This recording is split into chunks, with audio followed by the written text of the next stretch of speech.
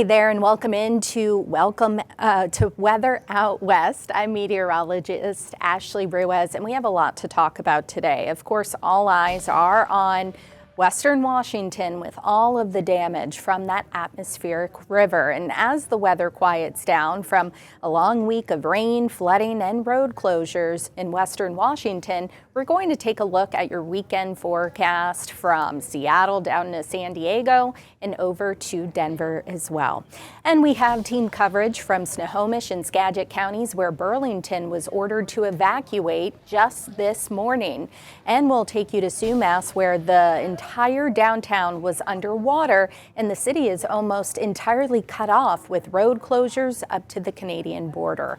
And finally, in Everett, 120 pets were rescued from an animal shelter earlier this week as a state of emergency was declared. We'll have that and much more coming up.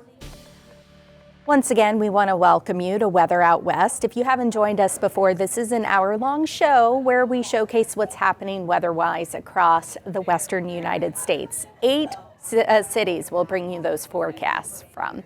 But let's get to King 5's First Alert team coverage this morning, because a massive citywide evacuation is underway in Burlington due to rising waters from the Skagit. A lot of them have water in their basements.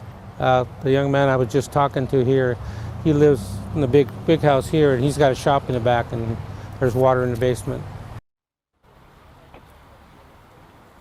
And right now, this is a look this morning at the Skagit River in Mount Vernon, where you can see how high it is, where it did make its way up towards the flood wall, but the flood wall did its job in Mount Vernon and held. There was some seepage that we saw this morning there, but everything is looking okay in Mount Vernon for now. But with officials that I've been talking to this morning, they say, hey, we're not out of this yet. We still have to stay diligent here. And as you can tell by these latest round of evacuations here in Burlington, it's not over. For people that live here in Burlington, important to know, Bayview Elementary School is the evacuation zone. Next up, let's go to Farage Adrin, who is in Snohomish County, where the river hit a record level.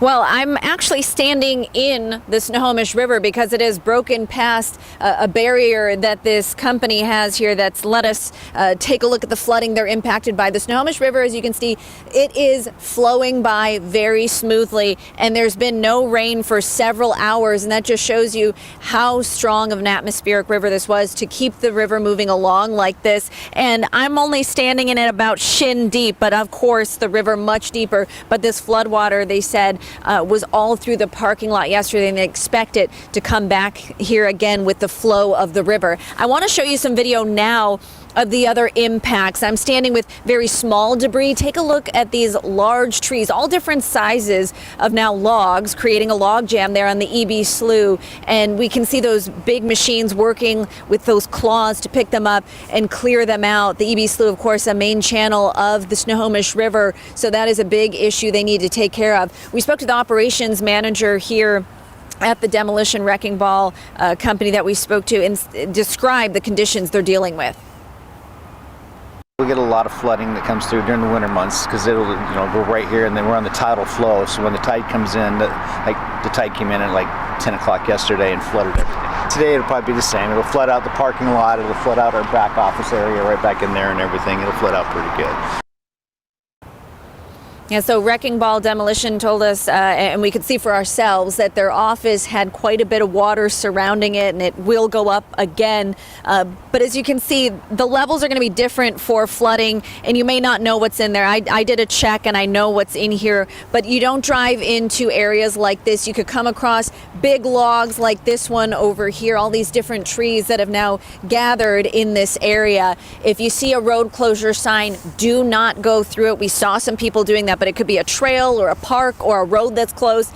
Emergency management departments are putting those up for a reason. Fire departments, police, to keep you safe and to hopefully avoid any sort of rescues. As we stay here along the Snohomish River, we'll bring you updates as we get them. Live in Everett. And take a look. We just received drone video of the log jam Farah mentioned in her story. This was from Thursday. This is looking at State Route 2 between Everett and Lake Stevens, which has become a choke point for debris flowing down the Snohomish River. As Farah mentioned, crews are working to remove the debris. And to the north in Whatcom County, the Nooksack and Sumas rivers flooded several small towns. This including Sumas, where the entire downtown area was underwater. You can see it there. And the city is almost entirely cut off with the road closed up to the border. Flooding has even closed the Trans-Canada Highway in Abbotsford. And in Linden, neighbors pitched in to help fill sandbags to protect homes from the rising Nooksack River. It just sucks. It's sad to see that people's homes are filled with water and potentially have to move out and start again. And in the Cedarville area, the Nooksack hit a record crest yesterday, 1 foot higher than the devastating floods in 2021. And 4 people had to be rescued from the roof of their home in Sumas yesterday. A rescue swimmer deployed from a Coast Guard helicopter helped pull 2 people through a window in a second-story attic as 8 feet of water surrounded their home. You see the video there. The second crew arrived to get the others to safety, and thankfully, there were no reported injuries. Now let's take a look at some other dramatic rescues that happened this week. A King County Sheriff's deputy used a drone to drop a life jacket to a man trapped on his roof of his SUV near the Snoqualmie River. A helicopter eventually came and lifted him to safety. And in Snohomish County, 16 people, including 8 children, are safe thanks to fire crews in Snohomish. They even managed to rescue the family pets. We thank them so much. In the town of Hamilton in Skagit County, first responders rescued a woman when floodwaters surrounded her home. Neighbors helping neighbors, can't do it without them. All right, so coming up after the break, we'll return to Snohomish County where 120 pets were rescued from rising river levels, and we'll take a look at your Seattle and Portland forecast for this weekend. We want to thank you for joining us on Weather Out West on this Friday. Let's get right back into coverage from Western Washington, where volunteers and foster families successfully rescued 120 pets from Everett Animal Shelter as a state of emergency was declared. Here's King 5's Natalie Swaby with how the community rallied up to help. Emergency management crews spotted the trouble brewing in the rising rivers and moved quickly, closing this dock, stacking up sandbags, and putting people in this area on alert. Go check in at the front desk. They are looking at record level rainfall and potential flooding. Worry ripples through this community. Yeah, careful over the waters. It's dangerous. Right now it's really dangerous. Everett's Animal Shelter sits right in the middle of it. But if you look over there, there's a body of water, and there's a body of water over here. This place is a good chance it's going to flood. And the recommendation that we received was evacuate. That mission means moving 120 dogs and cats before the water rises. Last night, we put a call out to all of our volunteers and foster parents. We have a big heart, you know. Even my daughter was like, she called me up last night and was like, we got to do this. They need a place. They need a home. That includes Benny, a dog that needs help after someone recently threw her away in a dumpster. It was enclosed in a suitcase. And so, you know, it melts my heart to think that anybody would do that to any dog. Melissa Munn heard Benny's story and signed up to adopt her. Yes. And then this morning, got a call saying, we're evacuating the shelter because of the flood. Would you like to take Benny? And we're like, yeah. Help floods in so fast. Hi. The shelter starts spreading the word. All the dogs and cats are gone. Over. We're good. And over again. Actually, all of the dogs and cats got picked up. I know, isn't that wonderful? Are you ready to go? You want to take her? This community really rallied together to help this facility and the animals. Volunteers lift pet food out the door, hauling supplies to higher ground. I can't even begin to explain this situation here. Never in a million years would I have thought that we would have been able to just put the call out and that our community would help like this. Oh, I mean, everybody just comes out to support everybody, and, you know, there's a lot of love here. It takes a village, right? This flood threat may keep shelter staff out for days. Tonight, they say they're just grateful the community came through when they needed it most. In Everett, Natalie Swaby, King 5 News. And this atmospheric river brought historic flooding, as you heard us mention. It also brought very high rain totals and many landslides and debris flows. 4 rivers in western Washington hit record high levels: the Snohomish, Cedar, Skagit, and Nooksack. So let's talk all about it. I'm going to dive into the forecast and let you know what else is headed our way, because we're not in the clear just yet. You can still see that atmospheric river, although it is very weak. It's now moving into British Columbia, not bringing much precipitation with it, but eventually it's going to bring a front to western Washington heading into the weekend. So this is what we're looking at for the weekend. So receding rivers, that's going to continue, slow but surely though, thankfully. But the elevated risk for landslides as well as debris flows, that's going to continue, not just this weekend, but beyond. We are just so waterlogged at this point, so saturated, that it's going to take a little bit of time for our soils to catch up. Into next week, we could have yet another atmospheric river moving in, or at least we get clipped by one. But later in the week, we also have to watch for yet another one. And atmospheric rivers are common on the West Coast. It's just these strong ones that we really have to watch out for. So Monday, we're going to have heavy rain generally below 6,000 feet. Tuesday and Wednesday, snow levels really come down. That's when we'll have the best chance to get some lower elevation snow. So some of our passes, as low as Snoqualmie Pass, which again, if you are familiar with Snoqualmie Pass, we need the snow there. We need snow at all of our ski resorts and our mountains. As of 10 o'clock Friday, this is where we stand. So the Snohomish, at Snohomish, it is still flooding, still in major flood stage. It's really held steady. The Cedar at Runton, that has caused a lot of flooding, as you well know. You saw us talk about it. It is dropping or holding steady, but it's still in major flood stage. The Skagit at Mount Vernon, again, as of 10 o'clock on Friday, it is still above major flood stage, and thankfully it is dropping.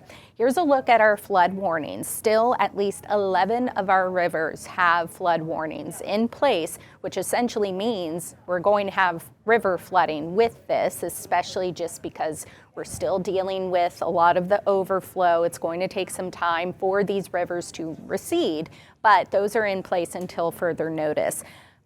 Flash flood watch is still in place for Skagit and Snohomish until tomorrow morning, just because as the Skagit River begins to recede, that could add extra pressure to the levees and the dikes up there, keeping all of this water out. And so thankfully it did not breach the levees and dikes up there, but we still have to watch carefully. So not in the clear completely. This was issued by the National Weather Service to say that, hey, it's still possible they fail. And if they do, it would cause rapid rising of the waters beyond the levees and the dikes. So we'll have to watch out for that. But so far, so good. But that's why we have that flash flood watch in place. Again, this is as of 10 o'clock this morning. I'm pointing attention to next week, because with that atmospheric river and our high snow levels, we're going to get that heavy rain over the Cascades. So we could have some of our rivers come up by the middle half of the week. In the Skagit near Mount Vernon, currently forecast, obviously this will change. It could approach major flood stage once again. The Snohomish at Snohomish may come up to about minor flood stage, but this could change depending on how heavy the rain ends up being. And then the Snoqualmie near Carnation, if you're familiar with Snoqualmie Falls, this could cause some of the raging waters that you may have seen on social media, some of the videos there.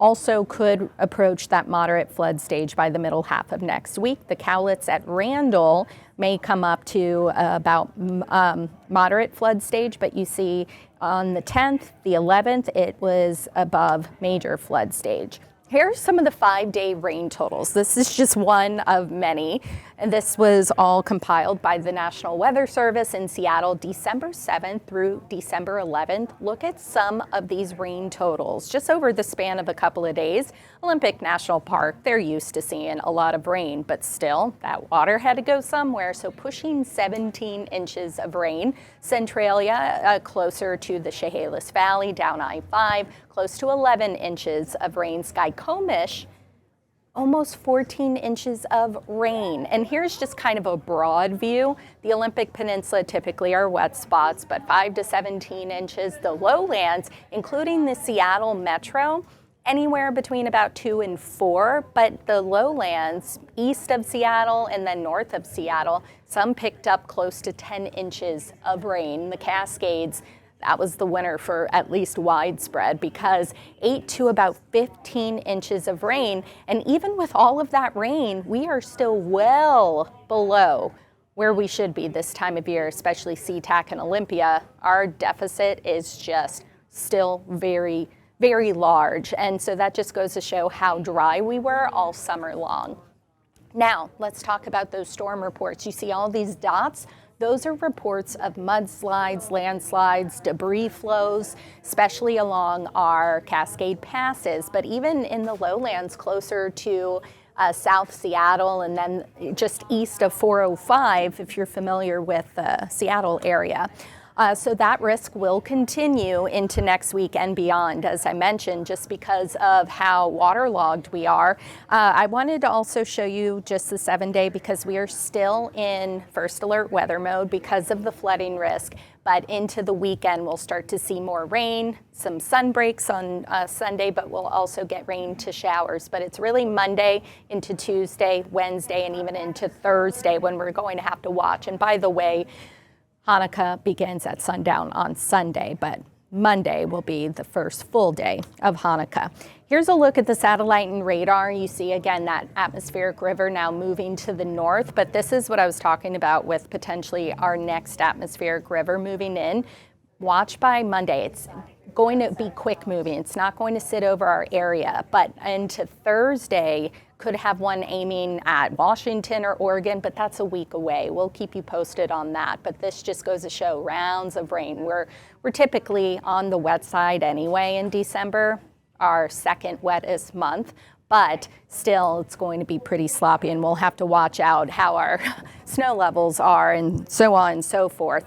Our Queen Anne camera overlooking Seattle, can't see anything. Mount Rainier, we don't have much in the way of snow because of all of that snow melt. And atop Hurricane Ridge, this is over 5,000 feet. You can't see any snow. That just goes to show how warm we've been. All that heavy rain melted all of that snow. Our temperatures today are going to be about 10 degrees above normal. And tomorrow morning, about 10 degrees above normal. And tomorrow we're still very warm, but we'll get some sun in the mix as well, thankfully. Here's a look going forward into our Saturday. We'll start off with some low clouds and we'll have some fog in the mix, but rain moves in Saturday night and into Sunday. But this shouldn't be heavy, heavy rain. It's Monday that we'll have to watch out for. All right, let's take you down to Portland where rain and mountain snow will return over there and down in Oregon as well. Here's Portland's Chris McGinnis with more. Hello, I'm meteorologist Chris McGinnis. Check this out behind me for a really pretty time lapse of the sunrise. The camera vantage point from Timberline Lodge on Oregon's Mount Hood pointed south towards the central Oregon Cascades. Really pretty color in the sky, and of course down low in the nooks and crannies of the foothills, we've got the low cloudiness, which we have been stuck beneath, right? So that's part of our weather story this morning. Through the first 11 days of December, Portland is running more than 7.5 degrees above average. We hit 62 again yesterday, so back-to-back days in the 60s. It has been crazy warm, which has been terrible for Mount Hood snowpack. Hold on a second. This is a look at the GFS and the European model, for that matter, are both indicating that snow levels drop, and not just for a day or two next week, but maybe a period of 5 to 10 days of lower elevation snow, back to what we would typically see this time of the year. So there is some hope that we'll get some Cascade snow here as we get into the middle and latter stages of December, heading towards the Christmas holiday. Of course, that's still days away, but just wanted to throw that out there that's something we've been watching. This morning, we're watching kind of a foggy morning commute, some patchy drizzle as well. That will lift. Tomorrow, I think, starts off equally foggy, but Saturday will probably wind up being the nicest day in our 7-day forecast. Some light rain returns on Sunday. More significant rain returns early next week. Let's get into that because I know that's top of mind after all the intense flooding that parts of the region have seen. We do tap into some subtropical moisture next week. This is Monday and Tuesday. That being said, this is nothing like what we experienced earlier this week. We do have some rainy weather, and this will be significant rain for Monday and Tuesday and Wednesday. And by the way, that will likely be rain initially in the Cascades to the tune of about maybe an inch and a half up and down the I-5 corridor. Mind you, this is cumulative over about 3.5 days. So we're not getting this all in one system. But again, just kind of highlighting the fact that early next week is going to be pretty wet. All right, that's then. For now, we are socked in with the fog. The live look from downtown, the Wells Fargo building, which is up in the low cloud deck. We're mostly cloudy right now from our Rose City Sky Camera 54. Our Chehalem tasting room camera, usually we can see Mount Hood off in the distance. It is socked in. So we do have areas of dense fog. It has improved some, but right now the fog down towards McMinnville, you're socked in with about a quarter or a half a mile visibility, and the dense fog advisory continues for another hour or so for that part of our viewing area. Low clouds and fog should lift a little bit, especially here in the Portland, Vancouver metro area. So we will poke some holes in that, kind of like we did yesterday afternoon. And with that, temperatures will warm into the mid to upper 50s this afternoon. Fast forwarding futurecast into the overnight and early morning hours, our modeling once again highlighting valley fog here. It'll be pretty thick, I think, from basically Kelso and Longview through Vancouver, Portland, Salem, and beyond. So tomorrow morning is likely a foggy morning, but then we get some sunshine in our afternoon forecast on Saturday. All right, foggy to start today, and then we'll go mostly cloudy this afternoon with temperatures inching into the mid 50s.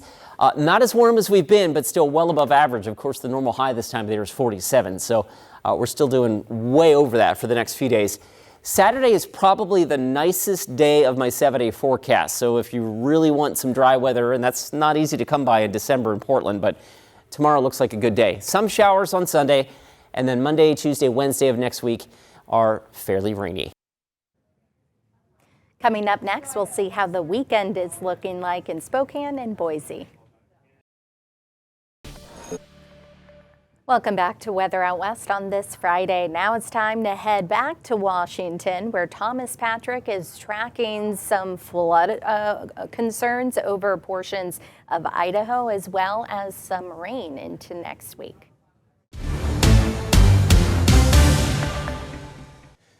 I'm meteorologist Thomas Patrick in Spokane, Washington. We still see very warm weather for this weekend ahead. It's been so warm recently that we're just starting to see some bigger impacts from the near record warmth in the region. One such is our own skate ribbon in downtown Spokane, closed as of today because they can't keep the ice skatable since high temperatures have been in the 50s and low temperatures not even close to freezing. It's actually just been 40s and 50s recently. Also, a few of our ski resorts like Silver Mountain and Lookout Pass also closed today for any skiing because conditions are just not good enough to go skiing. That is the effects of this warm weather, but the more serious stuff will be the flooding issues in North Idaho. So we'll take you there. Yes, still a lot of flood watches and flood warnings on the west side. For the inland northwest, it's this region of North Idaho, Shoshone County, the Coeur d'Alene River, and Clark Fork specifically in Bonner County.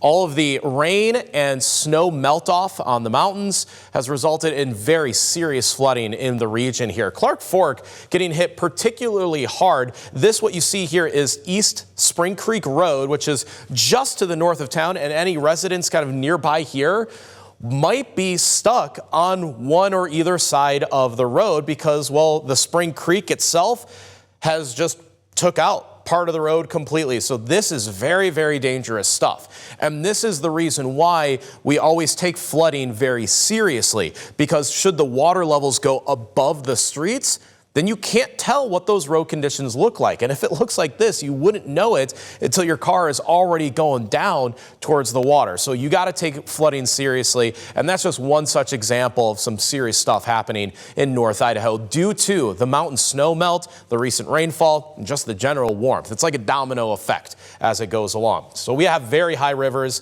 and flooding because of all of that. Rivers expected to crest today, and then those river levels should drop the next couple days thanks to it not being as rainy for the next 72 hours. Rock and mudslides would also be possible. We've been seeing that in the region as well. All this due to the atmospheric river, which has been in place for about a week already, could still be here for the next 5 days in a row. And while the rain will start to ease off for at least 3 days, the heat will not. Yes, the warmth might feel nice. Even I was able to wear shorts yesterday, but realize that those secondary impacts like the flooding and the snow melt is a result of exactly this. 49 degrees for a high today is still 15 degrees above average for Spokane. And remember, low temperatures above 40 degrees is way above average for the season. And these temperatures don't move this weekend. They'll stay at about 50 degrees.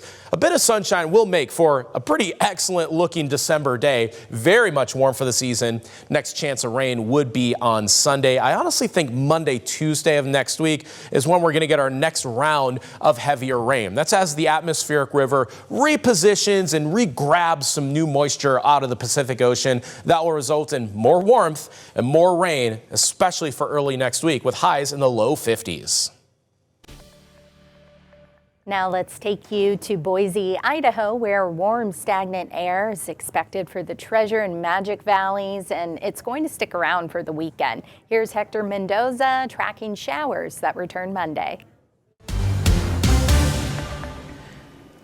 Well, second day in a row where a lot of folks saw some record-breaking temperatures. In some spots, as we look at Boise, tied their record there with those low 60s. So let's take a look at some of the new high temperature records there for our December 11th there for Thursday. 63 degrees beats that mark again for a second straight day. 64 degrees this time. Mountain Home surpasses their record by 1 degree. And then we're going to continue to see that through Burns in the upper 50s. That's what broke records there. And again, as a reminder there, Boise tied the record at 63 degrees. We didn't anticipate some of these temperatures to climb up past the upper 50s, but we did have some warm temperatures yesterday.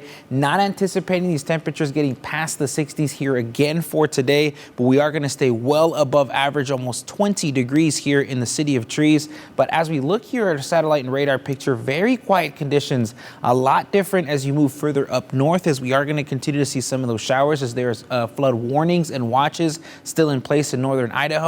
But the big concern here is going to be the air stagnation advisory that stays into place till Monday morning, and that is what's going to cause some of these air conditions or the air quality to start to diminish. We are currently seeing that category. We can definitely start to drop with a lot of that really keeping some of those pollutants there trapped in portions of the valley. So that's something we keep in mind as we head on into the weekend. But after this weekend, we are going to anticipate that this ridge of high pressure is going to continue to move its way and start to diminish a little bit as the next system comes in. And again, we talk about an atmospheric river that could impact next week, very similar to what we saw this past week here as we get towards Tuesday and Wednesday. But as we fast forward here to this future cast, we'll continue to see a lot more of those clear conditions, warm temperatures coming in through Saturday and Sunday. But you'll start to notice as we get late into Sunday, a lot of that moisture starts to make its way in. We're going to start to see a cold front that rolls through as we get late in through Tuesday, and a lot of changes will start to come along in through Wednesday. So we'll start off seeing some of those clouds start to build up as we get late in through Sunday. And then after that, we're going to see mostly cloudy skies. The next chance to see any of this moisture is going to be Monday night.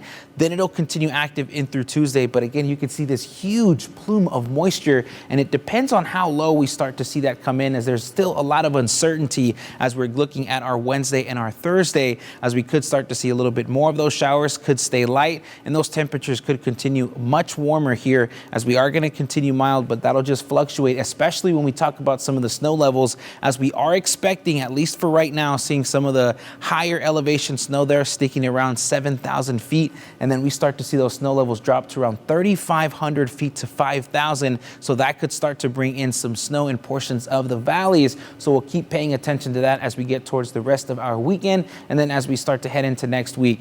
Now, as we look at our 7-day forecast for Twin Falls, again, you'll see a lot of that rain coming in on Tuesday and Wednesday, and the chance for some snow comes late Wednesday and through early Thursday before that changes back into rain. And that's going to be very similar here as we look at our 7-day forecast. Upper 50s through Saturday, low 50s Sunday into Monday. We'll continue to see those warmer temperatures, but again, we do have snow in the forecast for our Thursday, so that's what we're going to pay attention to. Not much accumulation, but could be there as we get late Wednesday into early Thursday. Coming up after the break, we'll check in with Denver to see if they have any snow in their forecast.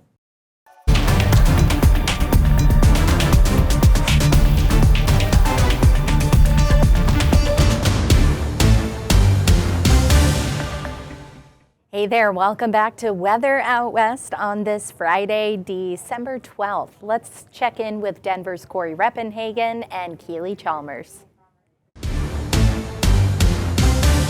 Hey, it's meteorologist Corey Reppenhagen from the 9 News Weather Impact Team in Denver, Colorado.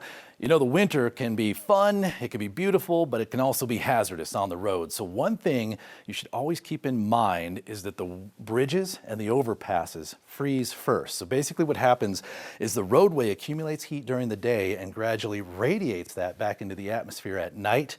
And the ground underneath the road helps insulate that. But you can see, I mean, the roads, the bridges, the overpasses, no ground underneath means that twice the cooling can happen. The cool air of winter can cool from the top and also from down below. So twice the cooling results in it cooling down twice as fast. You'll see a big temperature difference between the roadway and the bridges. Another thing that you've got to watch out for is black ice.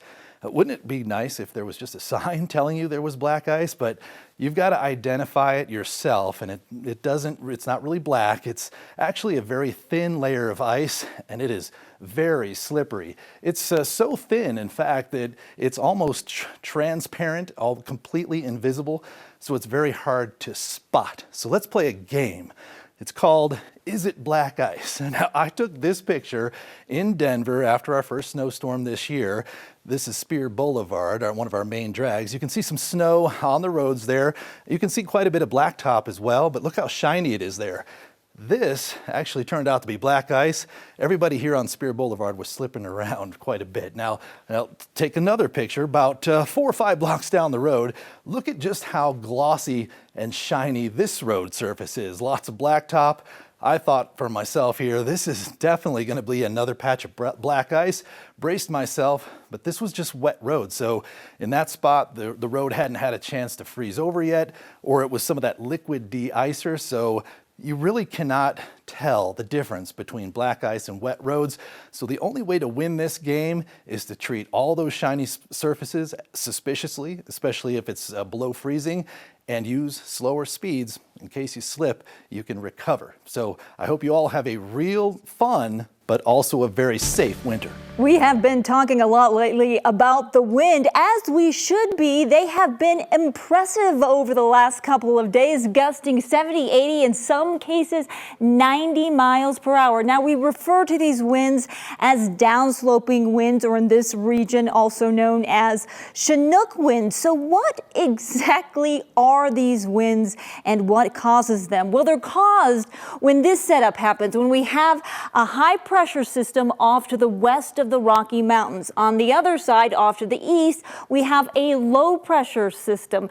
So to equalize that pressure gradient just causes that air to move from high naturally to the area of low pressure. So when that air hits the Rocky Mountains, it then is being forced to rise up.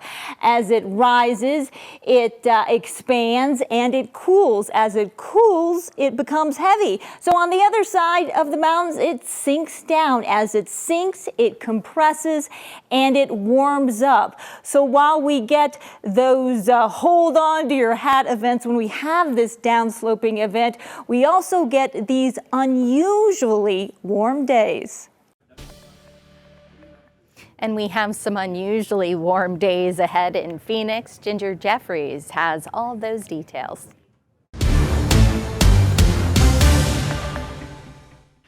I'm meteorologist Ginger Jeffries. We'll look at your weather out west, where now we are in record meeting, if not record beating zone for today through the weekend. And yeah, these above normal highs are going to carry into the early part of next week. So what are the records for us this time of the year? 79. What's the forecast? You guessed it, 79 degrees. It's kind of a low record, but still, I mean, we're well above the normal range, 66 the normal range. So we are elevated, but we're not alone. The entire region seeing temperatures that are in the extra zone. Flagstaff, that's about 62 for you. Your records are in the mid 60s, and we continue to see a little bit of wind in Bullhead City today, under 15 miles an hour, highs at 80 degrees. Yuma, 81, a little bit of thin cloud cover entering into the mix. And Tucson, you are teetering on 80 degrees. So Garrett, one of our 12 News weather watchers, said, yep, we've got prime perfection kind of weather for bike riding. Can you see it?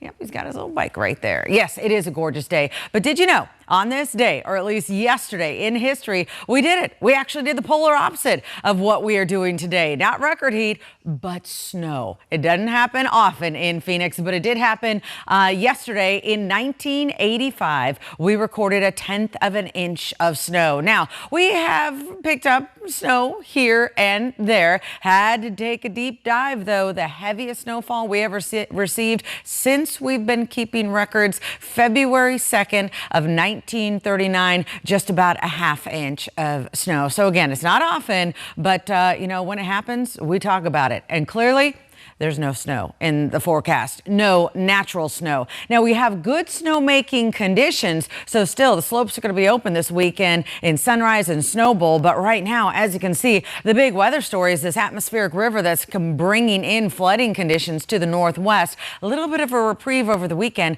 but more is in store. I mean, some areas around Mount Vernon seeing more than 20 inches of rain already. Okay, by Saturday into Sunday, we're going to start to see some of these mid-level clouds, but as you can see, they're basically just going to race across the sky, not bringing in any moisture and not bringing in any relief to the metro, but higher elevations will start to see their numbers scale back a smidge. So plan out your day accordingly. Understand we are below the 70-degree marker through noon, but we are headed for highs at about 79 degrees today. So abundant sunshine with calm conditions and yeah, temperatures that could be record territory, which is 79 degrees. Now, this is going to take us into the weekend because I've been talking about it all week long, how yeah, our average of 66, we're nowhere near it. I mean, yesterday we got within the range of the records. Note, we were at 81 as far as a record yesterday. So when I say this is a minimal record, that's kind of what I'm talking about. But we've got another chance Sunday, even Monday, as daytime highs once again are climbing well above the normal range. We should smash that record on Sunday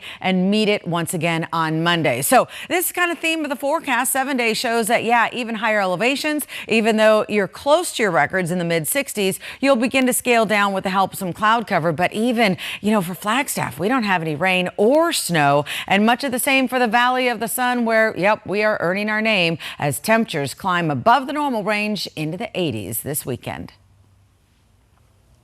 Coming up after the break, we'll check in San Diego and Sacramento. Welcome back to Weather Out West on this Friday. I'm meteorologist Ashley Ruiz. Now let's take you to California, where we're checking in with San Diego's Vanessa Paz to see how the weekend's looking like.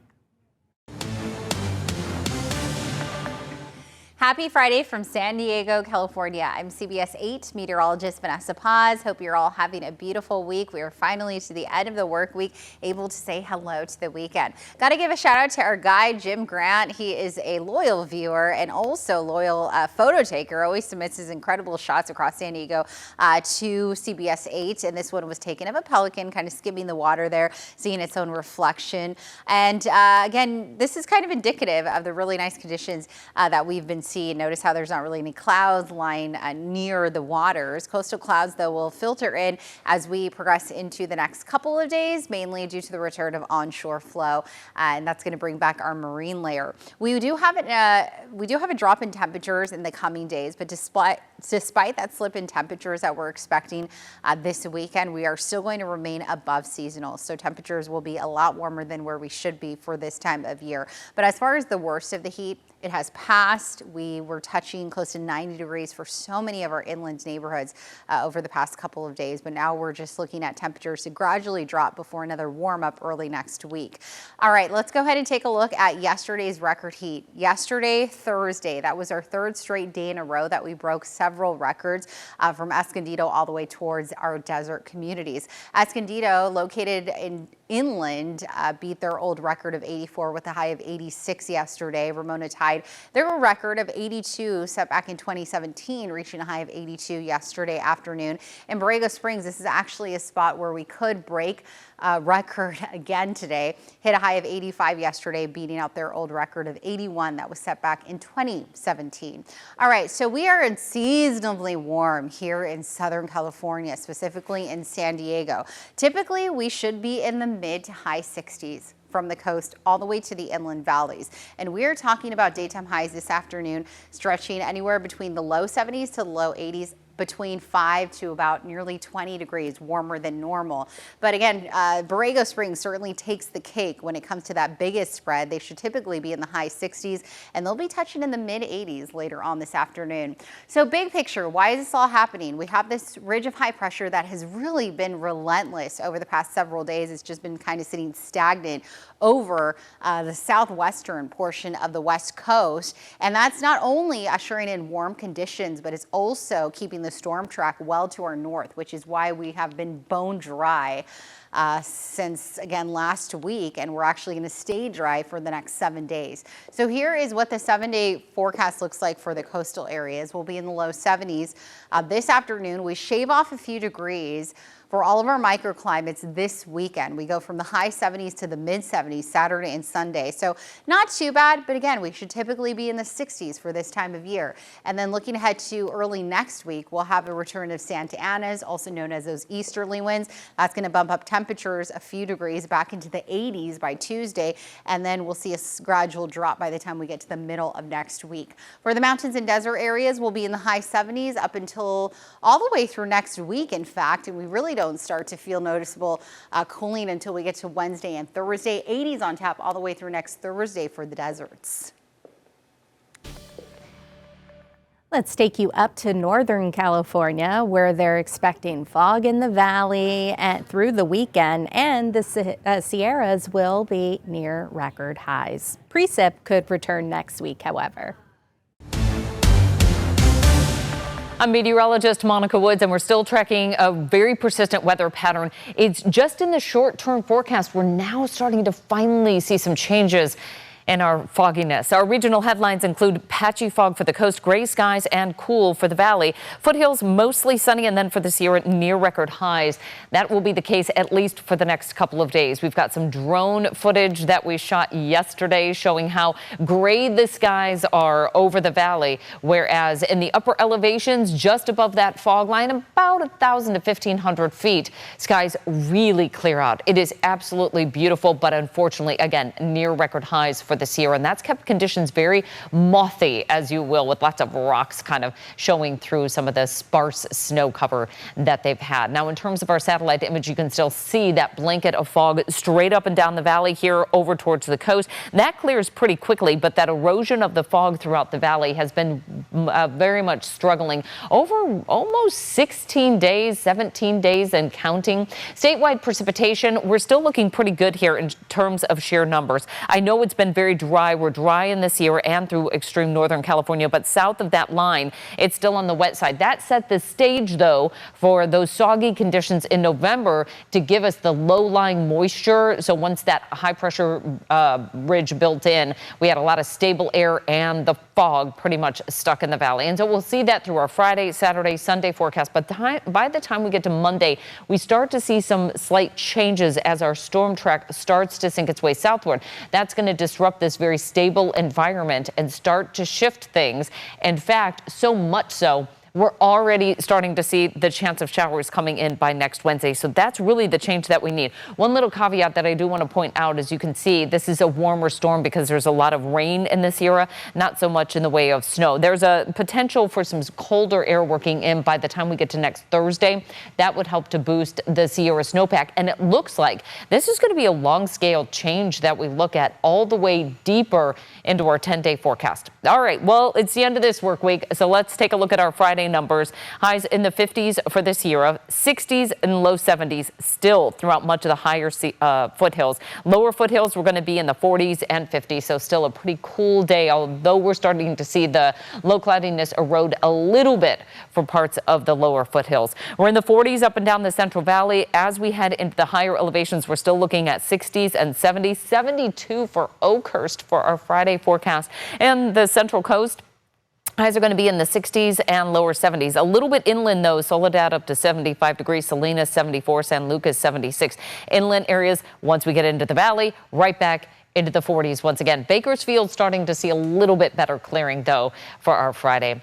Along the Bay Area coastline, highs are going to be in the 50s and 60s, 40s for the Delta and much of the coastal valley communities. Northwest coast, we're in the 50s and 60s. We're in the 40s to right around 50 for the north end of the valley, and we'll see that play out as well throughout much of the capital region. So not much change here in our short-term forecast. Again, we're going to keep it dry right through the weekend outlook, but then you start to see on the tail end of that 5-day forecast, some showers popping up, and we'll see that as well into our long-range forecast. Again, a deep line of precipitation through there. As always, we want to thank you so much for joining us on Weather Out West on this Friday, on December 12th. If you are watching this later, just know that this was recorded on Friday. And once again, here is the Seattle forecast. So don't forget river flooding. If you have any friends, family, or you live in Seattle as well, and just Western Washington, just make sure you check in with your family if they live in especially the foothills and some of those flooded areas to make sure they know that river flooding will likely continue at least for another couple of days. We'll see you Monday.